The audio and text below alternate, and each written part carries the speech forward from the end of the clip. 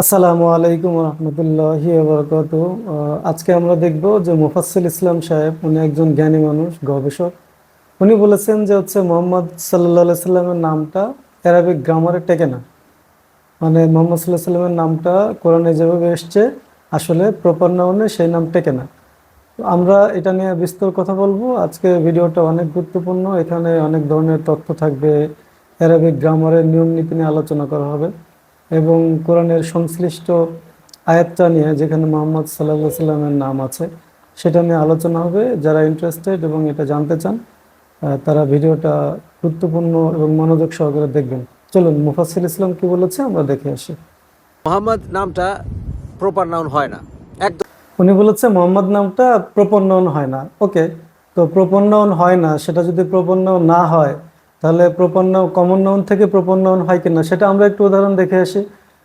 আমরা নিউজিল্যান্ড যারা ক্রিকেট খেলা দেখি, নিউজিল্যান্ডের একজন ফেমাস ক্রিকেটার ছিলেন, ওনার নাম হচ্ছে মার্টিন ক্রো। ক্রোটা হচ্ছে একটা কমন নাউন। সো এখানে ক্রোটা কমন নাউন, কিন্তু মার্টিন ক্রো বলতে কি কাক জাতিকে বোঝায়? অবভিয়াসলি না, মার্টিন ক্রো একজন ক্রিকেটারের নাম। একইভাবে ইমাম মুসলিম, মুসলিমটা একটা কমন নাউন, কিন্তু এখানে ইমাম মুসলিম একজন ব্যক্তিকে বোঝাচ্ছে। তো কমন নাউনটাকে যখন একটা প্রপর নাউন হিসেবে ব্যবহার করছে, এটা প্রাগৈতিহাসিক কাল থেকেই চলছে, অ্যারাবিয়ানরা ব্যবহার করছে। আমাদের দেশেও অনেক মানে অনেক উদাহরণ আছে। যেটা বললাম যে একজনের নাম হচ্ছে ওয়াইজম্যান, ম্যানটা হচ্ছে কি একটা কমন নাউন। ওয়াইজম্যান বললে আমি কি তখন বলবো যে এটা সমগ্র মানব জাতি, না ওই একটা লোককেই বলবো যে গিয়ে যাকে ওয়াইজম্যান বলা হয়েছে। মুসলিমের উদাহরণ তো আমরা দিলাম। তারপরে আরেকটা দেখি যে অ্যাডজেক্টিভ থেকে নাউন হিসেবে ব্যবহার করা হয়, সুইট। আমরা দেখি আমাদের দেশে সুইট এটা একটা ছেলের নামও হয়, মেয়ের নামও হয়, কিন্তু অরিজিনালি সুইটটাকে এটাকে অ্যাডজেক্টিভ হিসেবে ব্যবহার করা যায়, আবার নাউন হিসেবে ব্যবহার করা যায়। এটা ডিপেন্ড করে যে আপনি কিভাবে ইউজ করছেন তার উপরে। তো মোহাম্মদ নামটা ওটা যদি কি কমন নাউন হয়, তো সেটা যদি কোনো ব্যক্তির ক্ষেত্রে ব্যবহার করা হয়, কোনো ব্যক্তিকে যদি মোহাম্মদ নাম দেওয়া হয়, ডাকা হয়, তাহলে তখন তো পুরো ওই জাতিকে বোঝাচ্ছে না, ওই নির্দিষ্ট ব্যক্তিকে বোঝাচ্ছে। এবং মোহাম্মদ যে আসলে একটা প্রপার নাউন এবং মোহাম্মদ সাল্লাল্লাহু আলাইহি সাল্লামকে যে বোঝানো হয়েছে সেটা আমরা কোরআন থেকে স্পষ্টই দেখব। দেখি মুফাসসিল ইসলাম কি বলে। আছে যেগুলি প্রপার নাউন, যেমন ধরুন ঈসা, এমনকি মারিয়াম, এগুলো কি চেঞ্জ হয়েছে? না। তাহলে এটা অ্যাডজেক্টিফাই বা ঈসা আলাইহিস সালাম সম্পর্কে কোরআনে অনেক জায়গায় অনেক আয়াত নাজিল হয়েছে, সেটা কমপক্ষে 25 বার। তো ওই 25 বার আমি মোটামুটি ঘেটে দেখছি। ওই 25 বার ঈসা আলাইহিস সালামের নাম যেখানে আসছে সেখানে 25 বারই সাবজেক্ট হিসেবে আসছে। তো সাবজেক্ট হিসেবে যদি আসে তাহলে ঈসাই থাকবে, অন্য কিছু তো থাকবে না। আমি মোটামুটিভাবে ঘেটে দেখছি আর কি। কেউ যদি এর থেকে ভালো বেশি জানেন সে বলতে পারেন। ঈসা আলাইহিস সালামের কথা কোরআনে যে 25 জায়গায় এসছে সেখানে সব জায়গায় গিয়ে সাবজেক্ট হিসেবে আসছে। অনেক জায়গায় হয়তো বুঝতে সমস্যা হতে পারে যেটা সাবজেক্ট কিনা, বাট আমি ওটা সময় নিয়ে দেখেছি, ওটা সাবজেক্ট হিসেবে আসছে। তাহলে সাবজেক্ট হিসেবে যদি আসে তাহলে সাবজেক্টের মতোই থাকবে, অবজেক্টের মতো কেন থাকবে রে ভাই? হ্যাঁ, মরিয়ম আলাইহিস সালামের নাম চেঞ্জ হয়েছে, মরিয়ম আছে। সেটা আমি স্ক্রিনে দেখিয়ে দিচ্ছি যে কোথায় মরিয়ামা কোথায় মরিয়ামও আছে। যেখানে সাবজেক্ট সেখানে আসছে মরিয়ামু, আর যেখানে অবজেক্ট সেখানে মরিয়ামা আসছে। এটা আমি পরবর্তীতে যখন আমাদের নবীজি সাল্লাল্লাহু আলাইহি সাল্লামের নামের ব্যাপারটা আসতেছে ওই রেফারেন্সের সময় আমি তখন আরবিক গ্রামারে দেখিয়ে দেব যে কোথায় পেশ হবে, কোথায় জবর হবে, কোথায় জের হবে। এটা আমি তখন দেখাবো এবং কেন হবে সেটাও আমি ব্যাখ্যা করবো। মানে এই মোহাম্মদ নামটি প্রপার নাউন যদি হতো তাহলে এটা এক্স্যাক্টলি মোহাম্মদ হিসাবে কোরআনে থাকতো, কিন্তু নাই। কোরআনে 3 জায়গায় ডাইরেক্ট অনেকে বলে যে মোহাম্মদের নামটি আছে। আয়াতগুলো হচ্ছে 3-144, 33-40, 47-2। এই সবগুলোতে অ্যাডজেক্টিভ হিসেবে ব্যবহার করা হয়েছে, গুণবাচক। যেমন ধরুন 3-144 মোহাম্মদুন আছে, 33-40 মোহাম্মদুন আছে, 47-2 মোহাম্মদেও আছে, মোহাম্মদ নেই। কোরআনে একটি আয়াত নেই প্রপার নাউন হিসেবে। তাহলে নবীর এক্স্যাক্টলি নাম কি ছিল? সত্যি কথা বলতে গেলে আমি জানি না। মোহাম্মদ হিসেবে কেন থাকবে রে ভাই? এখানে তো অ্যারাবিক ল্যাঙ্গুয়েজ জানতে হবে। একটা যখন আপনি কোনো নির্দিষ্ট ভাষার ব্যাপারে কথা বলবেন তখন সে ভাষার খুঁটিনাটি জানতে হবে। যেমন মোহাম্মদ সাল্লাল্লাহু সাল্লামের নাম বাই নেম 4 জায়গায় আসছে। সেটা আপনার নম্বর সূরার 2 নম্বর আয়াতে, 3 নম্বর সূরার 144 নম্বর আয়াতে, 33 নম্বর সূরার 40 নম্বর আয়াতে, 48 নম্বর সূরার 29 নম্বর আয়াতে। এখানে শুধুমাত্র 47 নম্বর সূরার 2 নম্বর আয়াতে যেটা আসছে সেটা হচ্ছে পসেসিভ কেস হিসেবে আসছে। আর বাদ বাকি যে 3 জায়গায় আসছে প্রত্যেক জায়গায় সাবজেক্ট হিসেবে আসছে। এবং সাবজেক্ট হিসেবে আসলে কীরকম হয়, অবজেক্ট হিসেবে আসলে কীরকম হয়, এবং পসেসিভ কেস হিসেবে আসলে কীরকম হয় আমরা তখন দেখব। কোরআনে এই মুহাম্মদ নামটি প্রপার নাউন যদি হতো তাহলে এটা এক্স্যাক্টলি মুহাম্মদ হিসাবে কোরআনে থাকতো, কিন্তু নাই। কোরআনে 3 জায়গায় ডাইরেক্ট অনেকে বলে যে মুহাম্মাদের নামটি আছে। আয়াতগুলো হচ্ছে 3-144, 33-40, 47-2। এই সবগুলোতে অ্যাডজেক্টিভ হিসেবে ব্যবহার করা হয়েছে, গুণবাচক। যেমন ধরুন 3-144 মুহাম্মাদুন আছে, 33-40 মুহাম্মাদুন আছে, 47-2 মুহাম্মাদেও আছে, মুহাম্মদ নেই। কোরআনে একটি আয়াত নেই প্রপার নাউন হিসেবে। তাহলে আরে ভাই, মোহাম্মদ থাকবে কেন? আপনাকে তো অ্যারাবিক ল্যাঙ্গুয়েজটা জানতে হবে। যেমন যখন আমরা একটা শব্দকে পড়ি তখন হচ্ছে গিয়ে আমরা কিভাবে পড়ি, ওই শব্দটা যদি শুধু ওই শব্দটা পড়ি তাহলে ওই শব্দটা হচ্ছে ছেড়ে দিতে হয়, মানে সাকিন দিয়ে পড়তে হয় বা তাসজিদ দিয়ে পড়তে হয়। তাহলে মুহাম্মাদুন যখন আমি বাক্যের কোনো একটা অংশে মাঝখানে বা যে কোনো জায়গায় আমি এই শব্দটা পাবো, তখন সেখানে যদি হচ্ছে পেশ থাকে পেশ দিয়ে পড়তে হবে, তখন সেখানে জবর থাকলে জবর দিয়ে পড়তে হবে, জের থাকলে জের দিয়ে পড়তে হবে। কিন্তু যদি ওই শব্দটাই হয় বা ওই শব্দটাই বাক্য শেষ হয়, তখন ওই বাক্যর শেষ অক্ষরকে হচ্ছে তাসজিদ দিয়ে পড়তে হয়।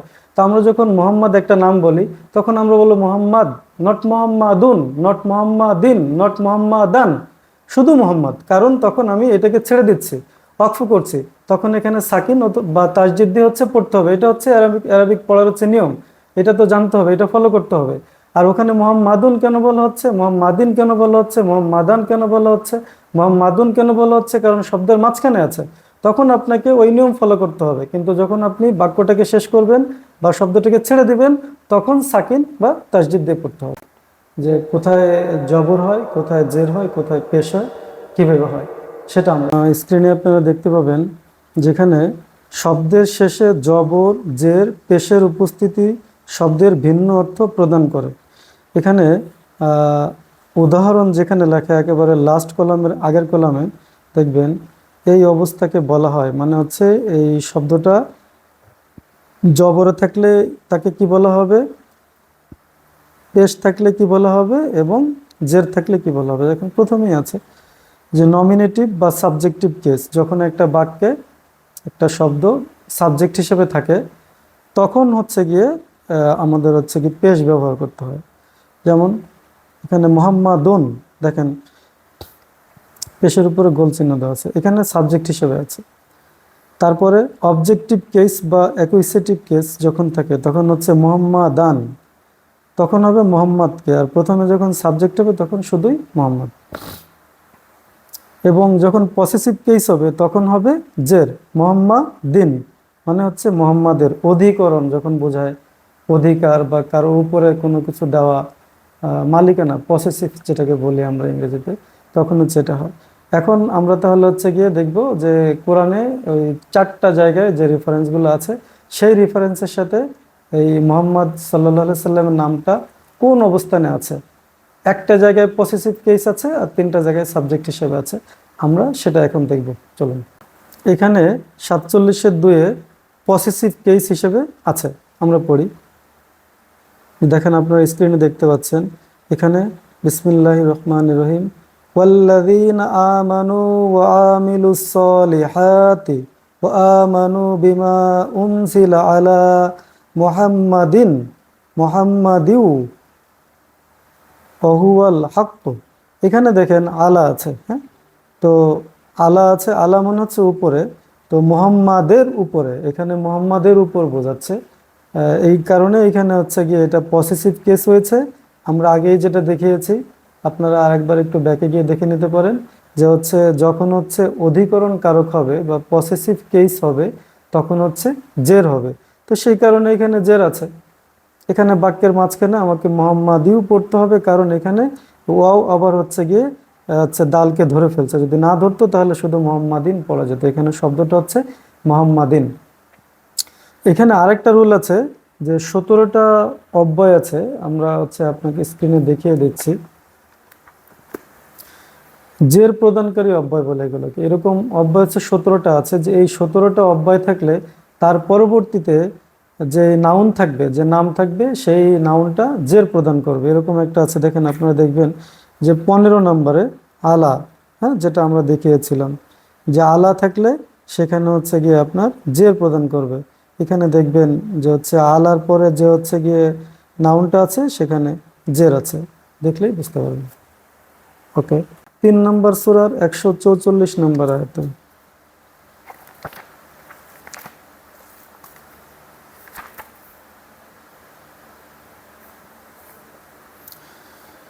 স্ক্রিনে দেখতে পাচ্ছেন আপনারা 3 নম্বর সূরার 144 নম্বর আয়াতে, বিসমিল্লাহির রহমানির রহিম, ওমা মুহাম্মাদুন ইল্লা রসুল।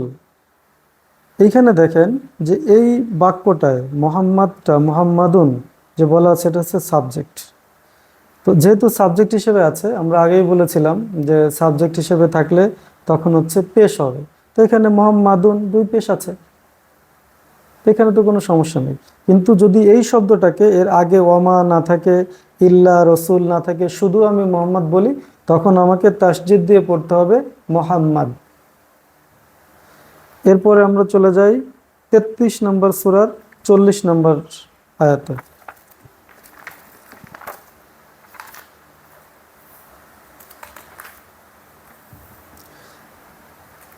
33-40 আছেন, বিসমিল্লাহির রহমানির রহিম, মা কানা মুহাম্মাদুন আবা আহাদিম মির রিজালিকুম ওয়ালাকির রাসূলুল্লাহি। এখানে সাবজেক্ট হিসেবেই আছে, Mohammad is not the father of anyone of your men. এখানে আরেকটা কথা বলি, এটা যে একজন ব্যক্তির নাম, উনি বলেছে যে এটা কোনো ব্যক্তির নামই না, এটা নাউন না, এটা এখানে অ্যাডজেক্টিভ হিসেবে ব্যবহার হয়েছে। তো এইখানে যে মোহাম্মদ যে একটা ব্যক্তি হিসেবে ব্যবহার হয়েছে, সেটা আমরা এখন এখানে দেখতে পারবো। দেখেন বলেছে মাকানা মোহাম্মাদুন, মোহাম্মদ ইজ নট মানে মোহাম্মদ হয় না, আবা দ্য ফাদার, আহাদিন অফ এনিওয়ান মানে কারোরই পিতা তিনি নন, মির রিজালিকুম অফ ইয়োর মেন। কুম থাকলে হচ্ছে শব্দের শেষে কুম থাকলে সেটা প্লুরাল হয়, আর রিজালি এটা হচ্ছে ম্যানকে বোঝায়। তাহলে রিজালিকুম ইয়োর মেন, এখানে মানুষের পিতা, তাহলে মানুষের পিতা নন। তা একটা মানুষের পিতা কি হয়, সে তো আরেকজন মানুষ হয়। তাহলে এই যে মুহাম্মাদুন আবা আহাদিম মির রিজালিকুম, তিনি কোনো মানুষের পিতা নন, কোনো লোকের পিতা নন। তাহলে লোকের পিতা যিনি, তিনি তো আরেকজন লোকই। তাহলে তো মোহাম্মদুন, এই মোহাম্মদ তো হচ্ছে কি একজন ব্যক্তিকেই বোঝাচ্ছে, একেবারে ক্রিস্টাল ক্লিয়ার। এখানে হচ্ছে কোনো মানে ডাউট করার মতো কোনো জায়গা নেই। এই বাক্যটা পুরো অর্থটা করলে এটা বোঝা যায় যে রিজা লিকুমের ফাদারকে বোঝাচ্ছে মোহাম্মদুনকে, কিন্তু আগে একটা নেগেটিভ ওয়ার্ড মা আছে, এই কারণে বলা হচ্ছে যে মোহাম্মদ কোনো পুরুষের, কোনো মানুষেরই পিতা নন। অফ ইয়োর মেন, তোমাদের মধ্যে কোনো পুরুষের পিতা নন। স্পষ্টতই তাকে বোঝা যাচ্ছে যে তিনি একজন ব্যক্তি। এর বিসমিল্লাহির রহমানির রহিম, মুহাম্মাদুর রাসূলুল্লাহি। এইখানে মুহাম্মাদুর রাসূলুল্লাহি, Muhammad is the messenger of Allah. এখানে মুহাম্মাদুন এই শব্দটা হচ্ছে গিয়ে সাবজেক্ট। তো সাবজেক্ট হওয়ার কারণে এখানে 2 পেশ হয়েছে। তো এই কথার আসলে কোনো ভিত্তি নাই যে হচ্ছে গিয়ে এই নামটা অ্যারাবিক গ্রামারে টেকে না, অ্যাবসলিউটলি টেকে। আর একটা বিষয় জানতে হবে আমাদের, সেটা হচ্ছে অ্যারাবিক গ্রামারটা কিন্তু কোরআন থেকে আসছে। অ্যারাবিক গ্রামারের জন্ম হওয়ার পরে কোরআন আসে নাই। কোরআন যখন নাজিল হয় তখন অ্যারাবিক গ্রামারের কোনো কনসেপ্টই ছিল না। অ্যারাবিক গ্রামারের কনসেপ্ট এসছে খিলাফত যুগে 4র্থ খলিফা হজরত আলী রাদিয়াল্লাহু তাআলার সময়ে। এক ব্যক্তি আলী রাদিয়াল্লাহু তাআলার পরামর্শ নিয়ে এই কোনো একটা কারণে মানুষ ভুল কোরআন পড়ছিল, ভুল উচ্চারণ করছিল, অর্থ চেঞ্জ হয়ে যাচ্ছিল। তখন উনি হচ্ছে গিয়ে বলছিল যে আমি একটা সিস্টেম আবিষ্কার করতে চাই, অ্যারাবিক গ্রামার, যেটা ফলো করলে মানুষ আসলে কোরআন উচ্চারণ ভুল করবে না। সেখান থেকে হচ্ছে অ্যারাবিক গ্রামার আসছে, এবং সেটা বেসড অন কোরআন, কোরআনের উপর ভিত্তি করে, কোরআনকে রিসার্চ করে তখন হচ্ছে গিয়ে এই গ্রামারটা তৈরি করা হয়েছে। সো এইখানে ভুল হওয়ার কোনো সুযোগই নাই বা ভুল থাকার কোনো সুযোগই নাই যে একটা গ্রামার তৈরি করা হয়েছে বা কোনো মানুষ তৈরি করছে সেখানে কোনো ত্রুটি বিচ্যুতি থাকতে পারে, সেটা কোরআনের সাথে মিলছে না। নো, কোরআন থেকেই হচ্ছে অ্যারাবিক গ্রামারের তৈরি হয়েছে।